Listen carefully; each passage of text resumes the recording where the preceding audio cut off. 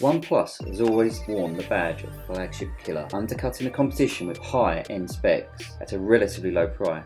But the company's slogan is never settle, and for me, OnePlus users have had to settle for phones which lack certain flagship features such as wireless charging and IP rating, and usually pretty average camera. So OnePlus has created the OnePlus 8 Pro, which can now be considered a flagship device, and starting at £800 the price reflects this. So what do you get for your money?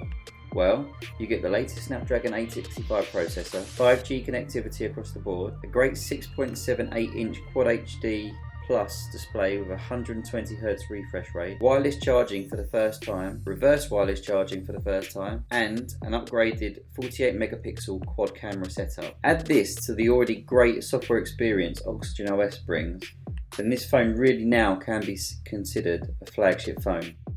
So let's focus on the main improvements. First of all, the screen. The super bright 6.78-inch Quad HD Plus OLED panel has been boosted with the inclusion of a 120Hz screen refresh rate. This means that using the screen is an absolute pleasure with super smooth scrolling and animation. The screen also houses a small cutout corner notch for selfie camera. Previously, I've always been a fan of the centered hole punch, just like on the new Samsung S20 lineup. However, I've got to admit, having it in the top left does seem to make the hole punch disappear that much more when you're watching content. The screen does include curved edges, which I like, but as I've said on previous videos when talking about Samsung phones, I actually do now prefer having flatter edges and having a flatter display. OnePlus has now addressed two of my biggest gripes with the previous generation of their phone. We now have wireless charging, which has become a staple for all high-end smartphones over the last 12 months. So onto the camera, which for me has always held the OnePlus devices back being considered a true flagship killer. Well,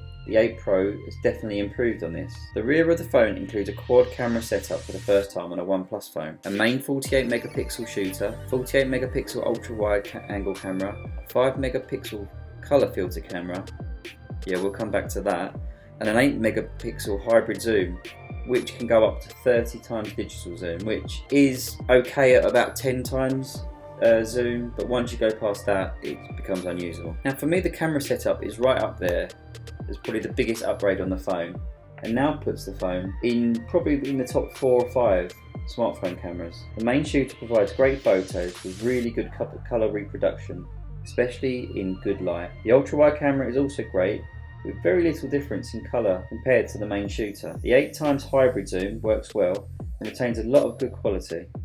However, like most digital zoom features, as I've said, it's not great once you get past that. Bokeh pictures have seen an improvement, and there are a number of other camera software features, including pet mode and a really cool, if sometimes a bit niche, macro shot mode. Night mode is also worth a mention here, with improved Nightscape 3.0, which is an improvement but still lags behind in quality to the Pixel and Huawei phones.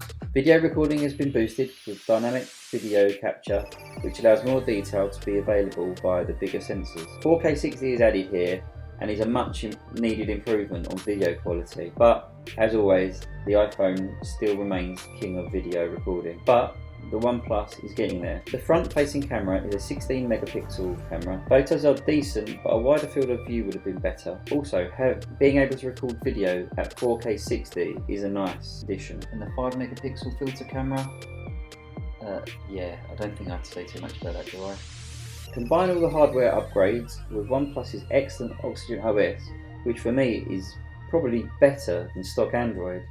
So other notable mentions have to go to the water and dust resistance IP68 rating that the phone has now, excellent battery life, I was easily able to get through a day and some, and the super fast face unlock and in-screen fingerprint sensor. In terms of negatives, I'll be quite honest, there aren't that many on this phone. If I have to be picky, I guess I would say a lack of an always on display. There's no time of flight sensor, which is quite common, which is used for things like augmented reality. So, in conclusion, would I recommend the OnePlus 8 Pro? Absolutely. In my mind, it's the best value flagship Android phone that you can get at the moment. So is the phone worth £700? Well, in my mind, yes, absolutely. A stunning screen, great battery, significantly improved camera compared to the last generation OnePlus phone, 120Hz screen refresh rate, which makes the phone feel extra fast. In my mind, this is a great upgrade. However, if you feel it's still too expensive but want to stick with OnePlus, you can always go for the OnePlus 8, which offers many of the same features that the Pro does, but starts at £599. Thanks for watching. If you enjoyed the video, please give me a thumbs up. If you loved the video, please subscribe. Until the next time, cheers.